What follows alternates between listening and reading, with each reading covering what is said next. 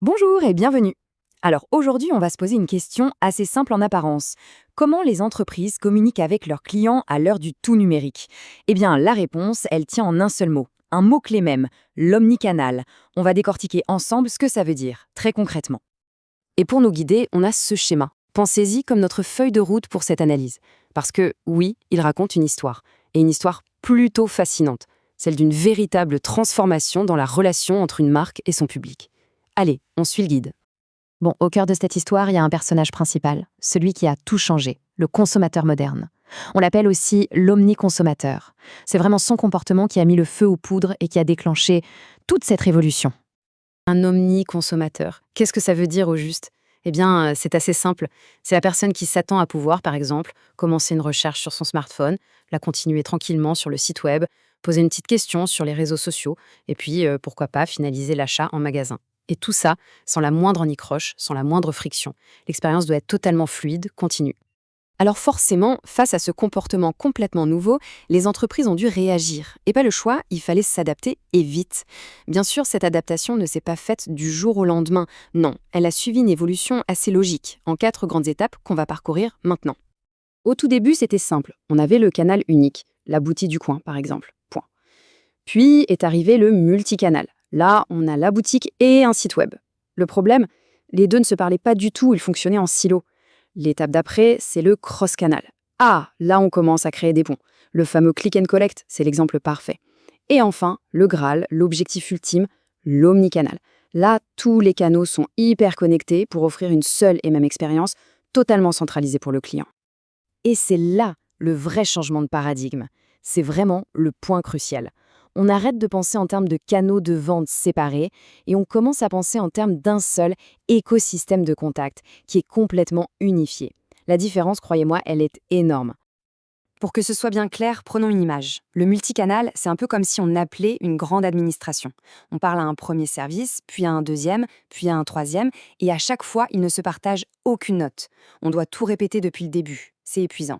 L'omnicanal, à l'inverse, c'est comme avoir une seule et même conversation avec une seule personne qui a sous les yeux tout notre historique, peu importe si on l'a contacté par mail, par téléphone ou en direct. Tout est là.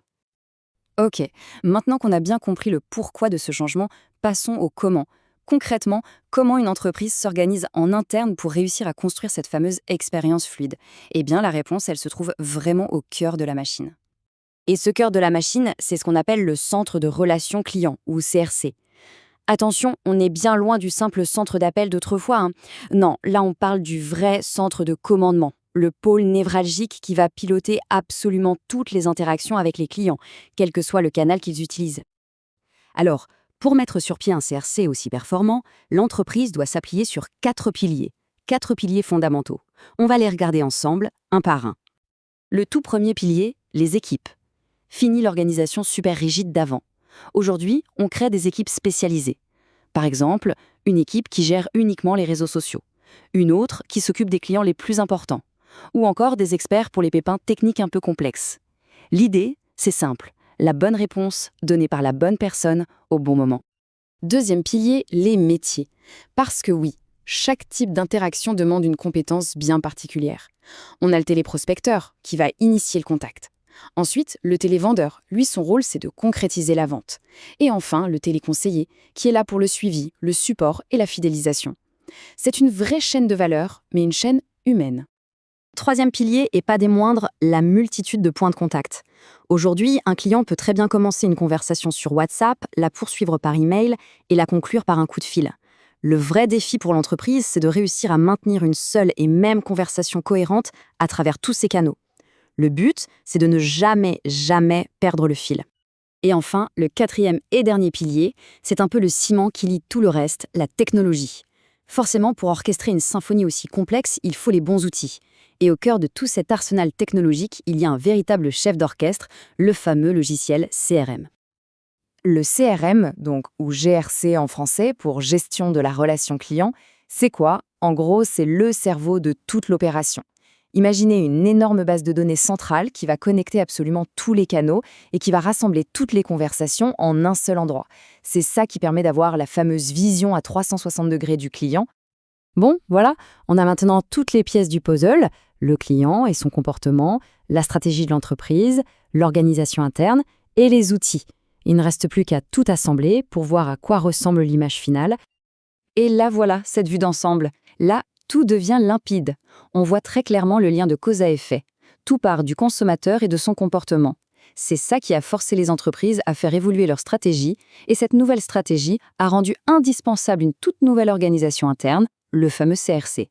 On voit bien que chaque brique s'emboîte dans la précédente. Si on devait résumer tout ça en une seule phrase, l'objectif de l'omnicanal, il est finalement assez simple. C'est faire en sorte que, du point de vue du client, l'entreprise n'ait qu'une seule voix, qu'un seul visage, peu importe la porte d'entrée choisie. C'est vraiment le passage d'une organisation qui travaille en silo à une organisation qui travaille en synergie totale. Voilà, notre analyse touche à sa fin. Mais ça nous laisse avec une question assez vertigineuse pour l'avenir, non ? Quand on pense à l'intelligence artificielle, à la réalité augmentée, à quoi va ressembler la prochaine grande révolution dans la façon dont on interagit avec les marques ? Je pense qu'on peut le dire, la conversation ne fait que commencer.